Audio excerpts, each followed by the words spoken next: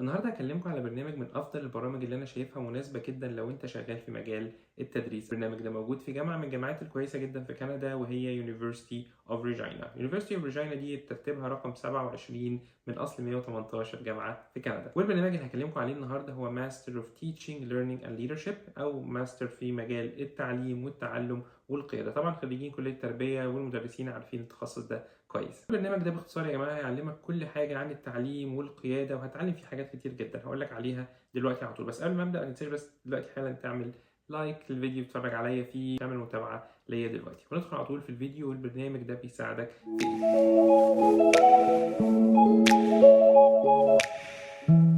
في البرنامج هيساعدك في أول حاجة في تطوير مناهج التعليم، استخدام التكنولوجيا، تطوير المهارات القيادية اللي موجودة عندك. برنامج ممتاز جدا جدا. البرنامج ده بعد ما تخلصه من حقك إن أنت تقدر تقدم على الشغل. ممكن تشتغل في جامعة تدريس الجزئية ديت، وهنا التدريس في الجامعة مش لازم إن أنت يكون معاك دكتوراه، ممكن يكون معاك ماسترز، فده بتخصص كويس. ممكن تشتغل في مجال التحليل، ممكن تشتغل في مجال كحاجة أخصائي اجتماعي في مدرسة. طبعا مجال التدريس عشان تشتغل في مجال التدريس لازم تبقى معادل شهاداتك، فده ما يعتبرش معادلة للشهادات عشان الناس بس اللي بتسأل.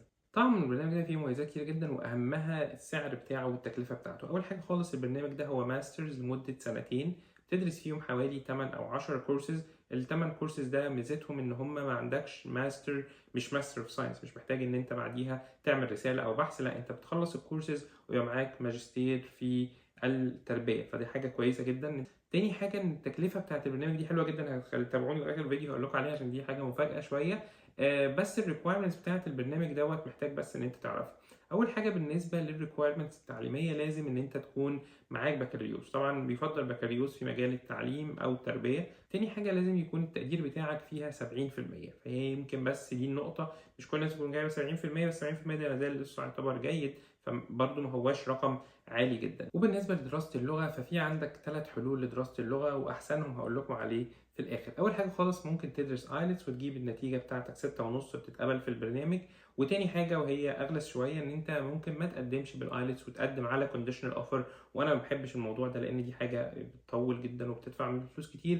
وتالت حاجه واحلى حاجه ان انت لو برضو في الجامعه دي دارس بالانجليزي في جامعتك الاصليه بتعفى شويه من موضوع اللغه، فبتقدر تدخل على طول على البرنامج. بالنسبه لمواعيد التقديم في البرنامج دوت فهو مفتوح في مايو 2024 وسبتمبر 2024. بالنسبه للوقت اللي انت محتاجه عشان تقدم، فانت محتاج اول حاجه ان انت بتراسل الجامعه وتحصل منهم على الليتر اوف اكسبتنس، فده بيبقى تقريبا في حدود من 3 اسابيع ل5 اسابيع، يعني ممكن نقول افريج شهر او شهر واسبوع. وبعد الليتر اوف اكسبتنس ده بتقدم بيه على الفيزا، بياخد له برده شهرين ل3. فانت محتاج مثلا من ساعه ما بتقرر الموضوع وصولا الى النهايه بتبقى تقريبا 4 شهور، فخليك عامل حسابك. هنتكلم دلوقتي بقى على اهم جزء خالص، وهو تكلفه البرنامج ده عامله ازاي. طبعا البرنامج موجود في ريجينا. ريجينا منطقه او مدينه ما هياش غاليه في المعيشه، فدي حاجه كويسه. لكن طبعا على الصعيد الاخر للاسف الشديد الجو فيها يعني مش احسن حاجه، تلج فيها على طول، لكن الناس متعوده جدا جدا. لكن تكلفه البرنامج ده بتخليك بقى تنسى حاجات كتير. وفي نفس الوقت هل الجو ده بيخليك ما تعرفش تمشي؟ لا، الجو عادي، الناس بتتماشى وعايشه في الشارع بشكل كويس. البرنامج ده تكلفته السنوية $9000 $9500 في السنة، فطبعا ده رقم يعتبر كويس جدا على ماسترز لمدة سنتين، يعني انت بتتكلم في 18000 لمدة سنتين. وتكلفة المعيشة في البرنامج ده تقريبا في حدود $10000 في السنة لو انت جاي لوحدك. فتكلفة الدراسة بتاعتك $9500 في السنة، زائد تكلفة المعيشة $10000 في السنة. انت المفروض رسميا يكون معاك 20000، لكن طبعا اللي انا بشوفه ان هو انت محتاج يكون معاك اكتر من كده بكتير. التقديم والحاجات زي كده زي ما بقول لك بتتم على الموقع الرسمي بتاع الجامعه، بتتواصل معاهم لو انت حابب وبيقدروا يفيدوك عادي جدا. لو حد حابب بالمناسبه ديت، يعني انتوا طبعا عارفين ان انا عامل حاجه اسمها اكاديمي، فلو حد حابب ان احنا ممكن نساعده في التقديم، او بعد كده نوصله بمستشار هجره بعد مرحله التقديم ونساعده في الحاجات دي، طبعا هنقدر نساعدكم. هسيب لكم اللينك بتاع اكاديمي، لكن دونت فيل بريشر، مش هو ده الغرض من الفيديو. الغرض بس ان انا اقول لك على برنامج انا شايفه من وجهه نظري مفيد جدا جدا للناس اللي هي بتميت الريكويرمنتس دي. مره تانية تعالى كده نسمرايز البرنامج او نلخص البرنامج. هو عباره عن ايه؟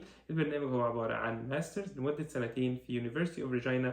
الماسترز اسمه Master of Leadership Teaching and Learning، التعليم والتعلم والقياده. البرنامج ده تكلفته في السنه الواحده ب $9500، وتكلفه المعيشه في المدينه ب $10000. محتاج عشان تدخله لازم يكون معاك 70% على الاقل في الاندر جراد بتاعتك، ويكون الدراسه بتاعتك طبعا في مجال التربيه والتعليم، والمحتاج منك ايلتس، او ان انت لو الدراسه بتاعتك كانت بالانجليزي ممكن تعفى منها. اتمنى يكون الفيديو عجبكم، ولو عجبك الفيديو لغايه دلوقتي فاعتقد لو انت وصلت معانا لغايه دلوقتي فاعتقد ان الفيديو ان شاء الله يكون عاجبك. ما تنساش تعمل لايك وتعمل بقى منشن لاصحابك اللي في مصر او في اي دوله وحابب انه يدرس البرنامج ده. وطبعا لو حد حابب عنده اي اسئله على البرنامج نفسه، او لو حد عنده اسئله يعني في اي حاجه تانية حابب يسيب كومنت، حابب يسالنا على برنامج تاني، يا ريت يكتبه لنا في الكومنتس، هبقى حابب جدا ان احنا نرد عليه. مبسوط جدا انا كنت معاكم النهارده، اتمنى يكون الفيديو عجبكم مره تانية. اشوفكم على خير، كان معكم حكم من كندا، السلام عليكم ورحمه الله.